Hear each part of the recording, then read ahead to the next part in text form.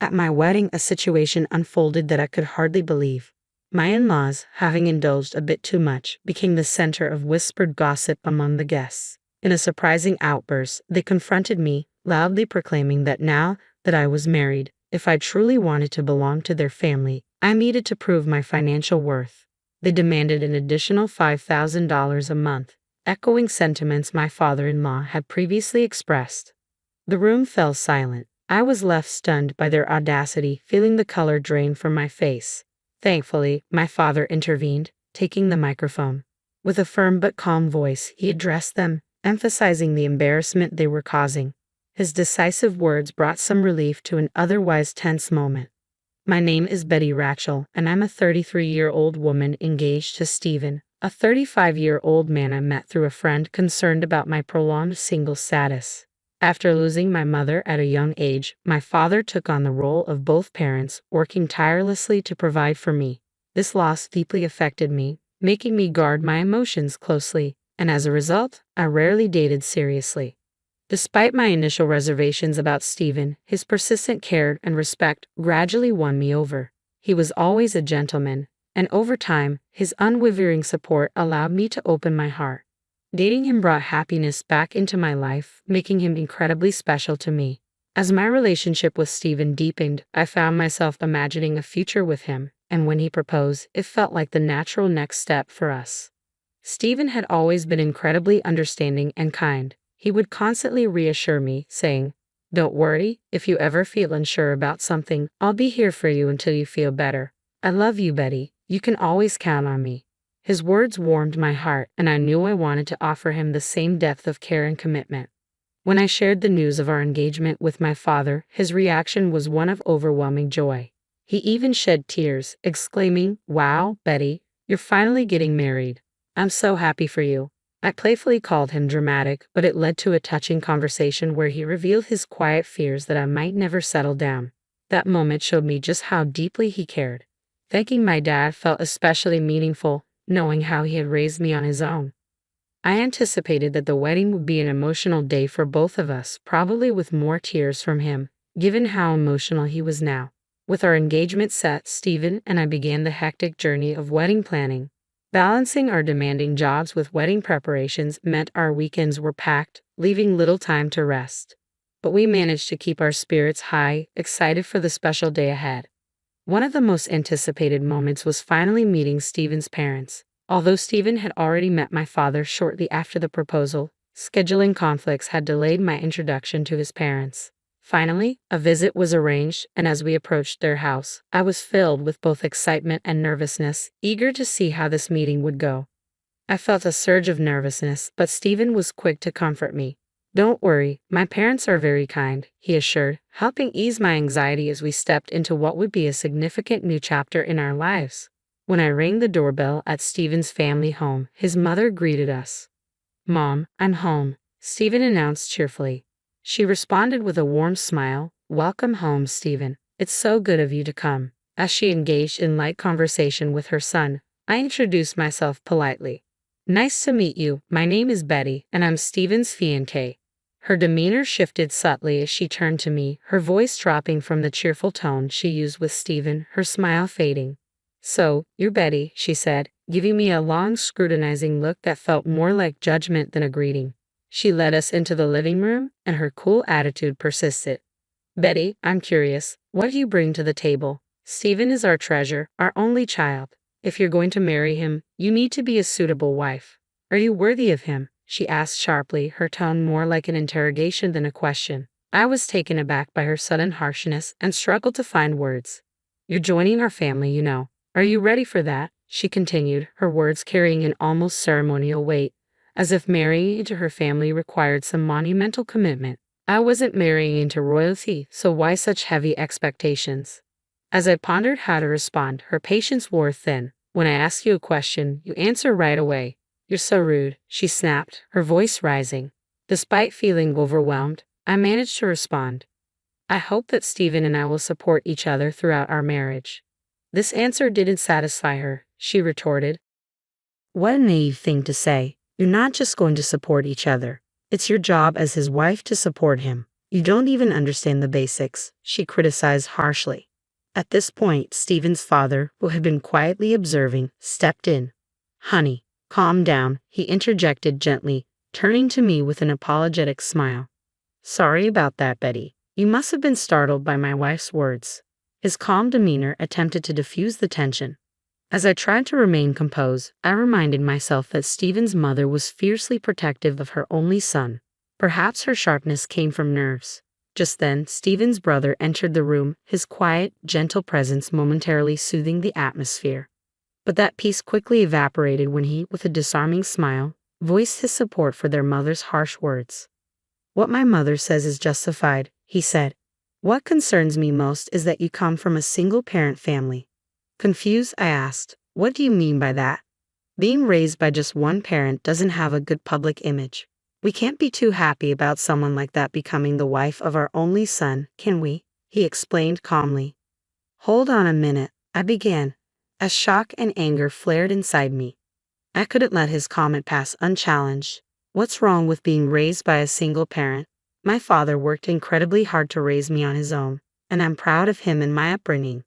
Being raised by one parent doesn't make me any less capable or valuable, I said, my voice firm. But they continued to argue. Since you were missing one parent, you couldn't have learned how to be a good wife, how to do housework and such, they claimed. I responded, refusing to let their assumptions diminish me. I did plenty of housework to help my father, and I can cook pretty well too. So please don't say that. Despite my rebuttal, Stephen's mother dismissed my words entirely. I will allow you to marry Stephen, she said, but in exchange, you must promise to devote everything to us because we are Stephen's parents. Can you promise that? I was taken aback. What? I stammered, unsure how to respond to such a demand. Since you came here to ask for our permission to marry our son, you do understand your duties, don't you? She continued, leaving no room for negotiation. Before I could gather my thoughts to articulate a response, the conversation continued, and it became clear that my in-laws were intent on dominating the discussion. I barely had space to express my views. That night, as I reflected on what had happened, I felt overwhelmed by the encounter and deeply unsettled by the dynamics I was about to enter. The evening had been a wake-up call, and I realized I needed to talk to Stephen about how his parents treated me. Stephen, do your parents always talk to people like that? I asked gently, hoping for some understanding or support. He seemed unaffected by my question.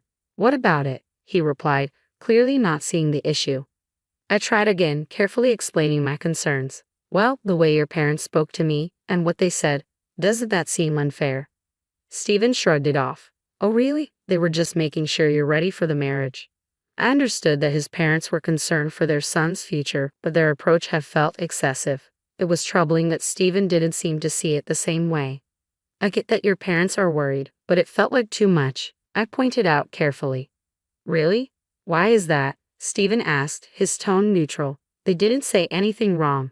Besides, they gave us their blessing to get married, so don't worry about it. His response troubled me. It seemed he was more in line with his parents' views than with understanding my feelings. Sensing my unease, Stephen wrapped his arms around me in a reassuring hug. Betty, you don't have to worry so much, he said softly. My parents are just a little upset because their only son is getting married. Though his words were meant to comfort, they only confirmed that he didn't fully grasp my concerns. It's all going to be fine. Don't overthink it. I'm sure they just want what's best for us. They want us to be as good of a couple as they are. That's why they were a bit harsh, he added. Oh, I replied, still feeling unsettled. Stephen seemed to think his parents' high expectations were normal, but I couldn't shake the feeling that it wasn't right for them to judge me simply because I was raised by a single parent. I didn't believe that people who expressed such views were truly supportive partners. We are the ones getting married, I thought, and our focus should be on our love, not their approval or disapproval. Although I was upset, I decided not to dwell too much on his parents' opinions. The wedding day soon arrived, and the venue was filled with our relatives, friends, colleagues, and even bosses.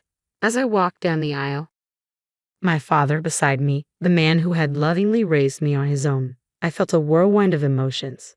Stephen and I exchanged our vows and rings, and the room erupted in applause. Despite the challenges, this was our moment, and I was determined to savor it. As Stephen and I walked back down the aisle together, the reality of our marriage sank in. filling me with a joy I had never experienced before. At the reception, the hall was bustling with excitement.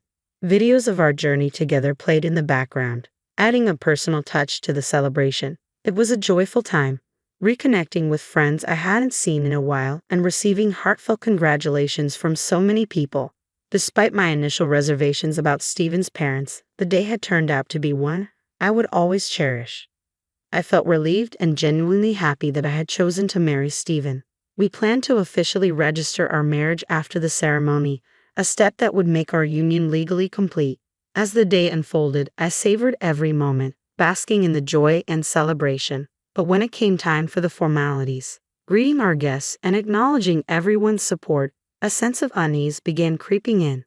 Stephen's parents, standing beside us, were visibly unsteady, their faces flushed a deep red. It was clear they had indulged too much in the festivities, and some of our relatives quietly asked if they were all right. Though embarrassed, we pressed on, trying to maintain decorum.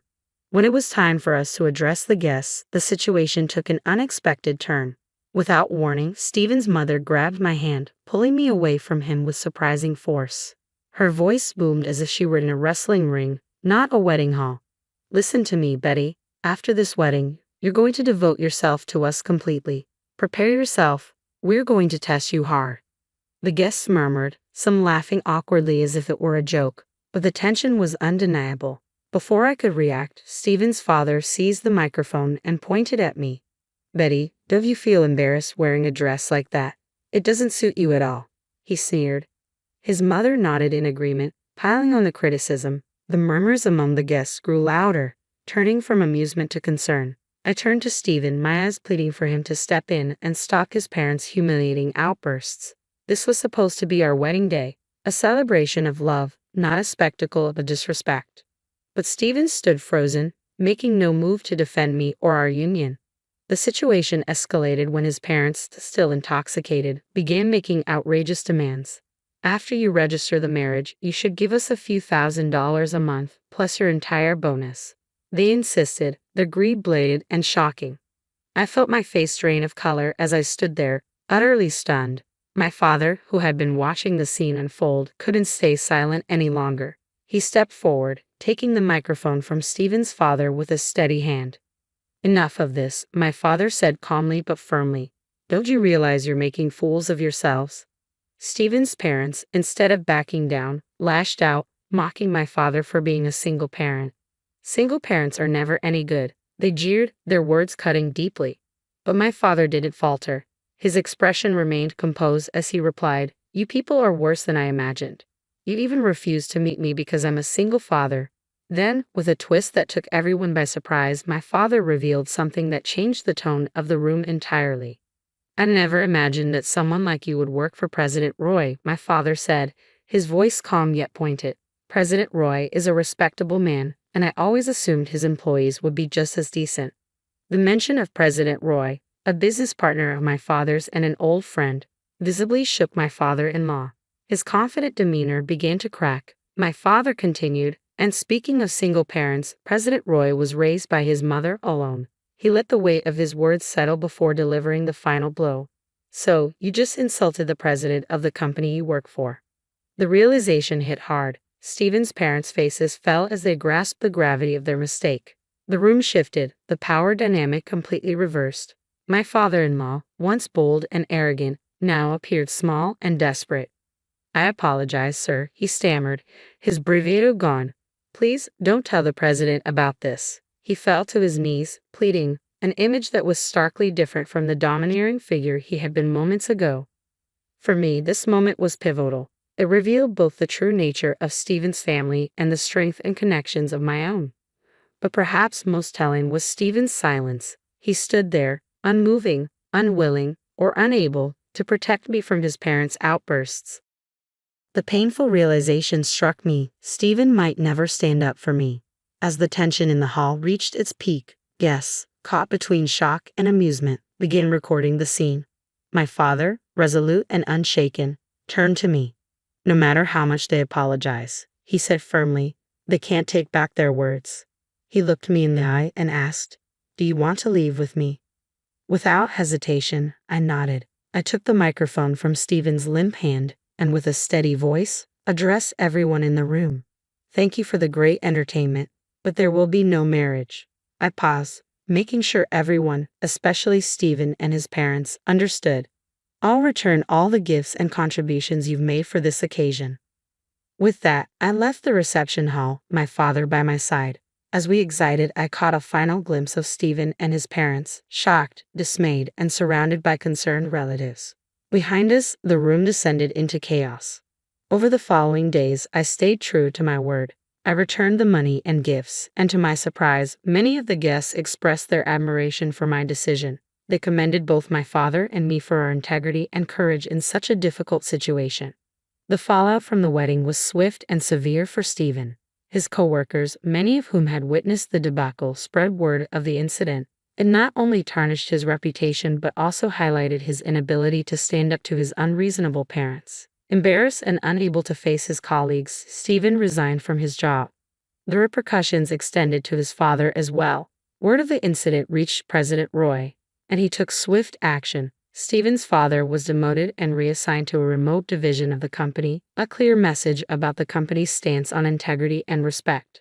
Stephen's family found themselves increasingly isolated within their community, shunned by both neighbors and extended family.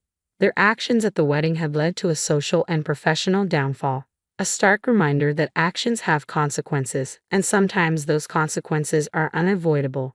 In the midst of this chaos, my life began to take a new direction. The bond with my father deepened, and we spent more quality time together. One day, he broached a topic that caught me off guard.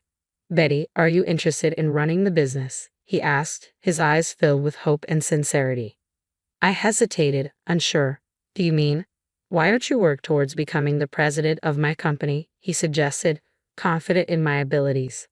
The idea was daunting, but his belief in me sparked a sense of purpose. "I'll do my best, I promise," excitement and nervousness swirling inside me. From that moment on, I shifted my focus entirely to my career. Romantic entanglements could wait. I was determined to prove not just to my father, but to myself, that I could excel. I dove into learning every aspect of the business, determined to lead with the same strength and integrity my father had always shown.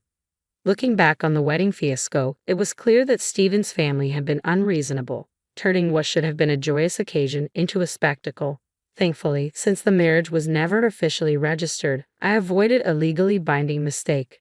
Now free from the burdens of marital drama and in-law complications, I could fully commit to my career. It was liberating to realize that out of chaos had come clarity, a new direction for my future. I'm eager to see where this path leads, and I wish myself all the best as I embrace this new chapter. If you've stayed with me until the end, thank you for being part of this journey. I hope you found something valuable in this story. Stay tuned for more updates, and if you enjoyed this, please consider subscribing for the next chapter of my life.